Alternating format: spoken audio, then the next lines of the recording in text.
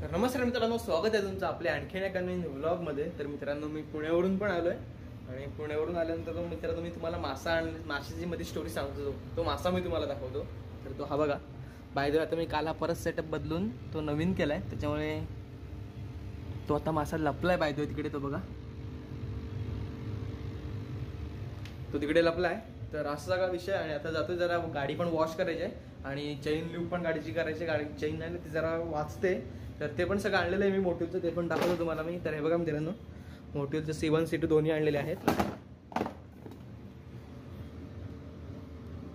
Chain cleaner आहे हा, आणि हे चेन ल्यूब आहे।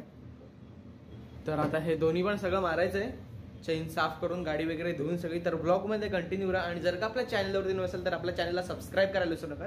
तर मित्रांनो, इथे आपली ही गाडी आहे, ही गाडीची सगळी हालत झाली आहे, धुतलेली तरी पण एकदा सगळं पीठ उडून सगळी घाण झाली आहे। आणि गाडीवरती बाजू सिरॅमिक कोटिंग पण केलं आहे, आणि गाडीची चेन जरा जास्तच लूज झाली आहे। तर रिबन ॲड करायची आणि गाडी पण जरा आता धुऊया आपण। मित्रांनो, आता आपली MT-15 इथं आणले, आणि आपली मोठी गाडी आहे ना वॅगनर, ती बाहेर काढायची आणि ती इथे लावायची आहे, आणि आपली MT-15 ते आत लावून तिथे आत लावून वॉश करायचे। तर मित्रांनो, गाडी इथे आणली आहे आणि वॅगनर पण तिथे लावलेली आहे आपली। तर आता हिला सगळं आणूया, इथे पाईप वगैरे सगळं जोडायचं आपल्याला। तर ते सगळं आणून, बादली वगैरे सगळं आणून गाडी मस्त की आपण वॉश करूया। गाडीची जरशी चैन आहे ती आवळूया, आणि चैन साफ करून, चैन लूप करून सगळं ते करूया, आणि मग आपली गाडी ओके होईल, एकदम ओके होईल गाडी। आपण मग परत फिरवायला मोकळे। तर मित्रांनो, आता गाडी धुवायला सुरुवात केली आहे, पंप चालू केला आहे। बाय द वे पंपाला फोर्स कमी आहे, कारण की मित्रांनो तिथे आहे ना पाईप आहे ना फुटला त्या दगडाच्या इथे, त्याच्यामुळे पंपाला फोर्स कमी होतं। आता तरी एवढाचा फोर्स आहे, नाही तर पाणी भरपूर फोर्सने येतं वरती। तर आता बाईक धुवायला सुरुवात करतोय, फोम तयार करतोय, फडका आणलाय मायक्रोफायबर क्लॉथ गाडीचा।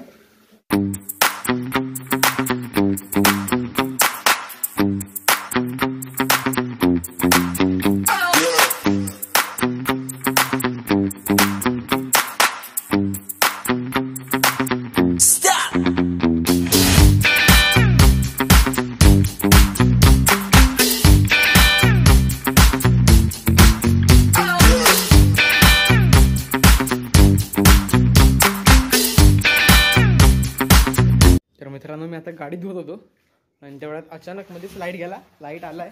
तर आता पटकन गाडी धुवून टाकतो मित्रांनो। परत लाईट आलाय, व्हिडिओ शूटिंग केलं मित्रांनो, लाईट सेव्ह झालाय नशीब।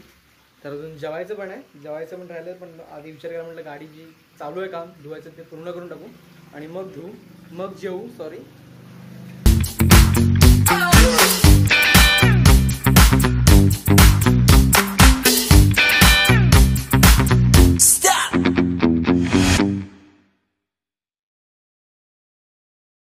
तर मित्रांनो, गाडी धुवून वगैरे सगळी झाली आहे, आणि गाडी आता बाय द वे पुसायची वेळ नाही, तर कारण की हे पाणी जे राहिलं ना, पाणी जर का राहिलं ना तर ते स्पॉट राहतात गाडीवरती पाण्याचे। तर आता गाडी पुसायचं काम भाग चालू आहे, आणि बाय द वे तुम्हाला मी दाखवतो सिरॅमिक कोटिंग जे केलेलं ना ते पण दाखवतो, आणि गाडीचं सीटचं कुशनिंग होतं ना ते वाढवलं ते पण दाखवतो। हे बघा मित्रांनो, सीटचं कुशनिंग एवढं वाढवलं आहे, म्हणजे जवळजवळ 1.5 इंच कुशनिंग वरती वाढवलं आहे मी, आणि सिरॅमिक कोटिंग केलं आहे ते बघा।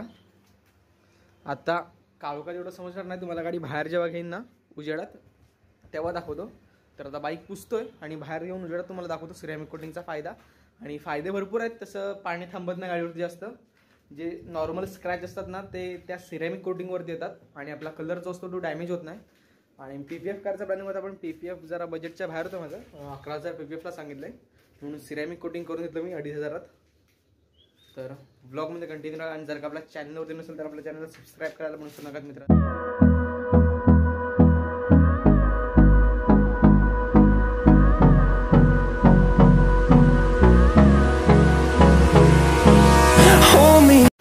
मित्रांनो, गाडी आत्ताच वॉश केली, आणि बघा लगेच बाहेर पाऊस आला, म्हणजे निव्वळ सगळं सुकलेलं ते फक्त आता तो पाऊस ओला करायला आला आहे। आणि परत गाडी खाली न्यायचा पण मोठा प्रॉब्लेम होणार आहे, कारण परत सगळा चिखल उडणार आहे गाडीवरती।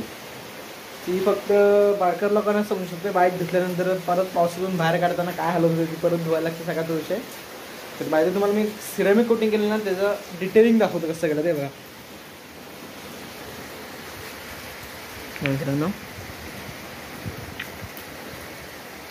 म्हणजे लिटरली जेव्हा मी शोरूममधून गाडी घेतली ना तेव्हा जेवढी मला गाडी साफ भेटली नव्हती, म्हणजे एकदम तिचा एकदम म्हणजे मॅटेलिक कलर आहे ना, तर त्यातला एक पार्टिकल आहे ना, पार्टिकल तो निव्वळ दिसतोय, एवढी गाडी त्यांनी डिटेलिंग करून दिली मला पुण्यात. तर गाडीचं काम ओव्हरऑल मस्त झालं. आणि अजून एक गोष्ट तुम्हाला जरा हार्ड ऑइल त्याला सुजलेला वाटत असेल, तो पण विषय सांगतो तुम्हाला. काय आला, मी परवा सावर्ड्यात गेलेलो आणि सावर्ड्यात होता मला स्पीड आय गेस 90 ते 100चा स्पीड होता हायवेला. आणि काय पटकन माझा हेल्मेटचा वायझर होता ना, तो ओपन होता. तर तुम्ही पाण्याचा स्पॉट आला ना ह्या डोळ्यावरती पटकन बसला, तर त्याच्यामुळे तो डोळा जरासा सुजला आहे, तो पण विषय आहे. तर उद्या डॉक्टरांकडे जाणार आहे परत सावर्ड्यात, तर तेव्हा ते क्लिअर करून घ्यायचं डॉक्टरांकडून पण. तर मित्रांनो आता गाडी धुवून वगैरे पुसून वगैरे सगळी झाली आहे आणि गाडी बाय द वे कोल्ड स्टार्टला ठेवली आहे जरा वेळ. आणि आता गाडी खाली नेऊन पार्किंग करायचे आणि चेन सेट करायचा आणि चेन लूप वगैरे करायचा ब्लॉग उद्या येईल मग, कारण की ते परवा येईल आय गेस. कारण की ते आत्ता मला जरा माशांचं पण बघायचं आहे की ते गुरामी आहेत ना सेपरेट झालेले आहे, तर ते काढायचे, ते मोजायचे की त्याच्याने ते विकून टाकायचे होते मला. तर उद्या चिपळूणला जाणार ना, तर तेव्हा ते विकून टाकायचं प्लॅनिंग आहे. आणि त्याच्या बदल्यात दुसरं काहीतरी घ्यायचं प्लॅनिंग आहे किंवा आता बघू काय ते. तर असा सगळा विषय आहे. आणि गाडीला मेन स्टँड पण नाही, उद्या मेन स्टँड घ्यायचा पण विषय आहे माझा, तर तो बघू. तर ह्या ब्लॉगचा करूयात इथे सेंड. तुम्हाला हा ब्लॉग कसा वाटला नक्की कमेंटमध्ये सांगा. Bye bye.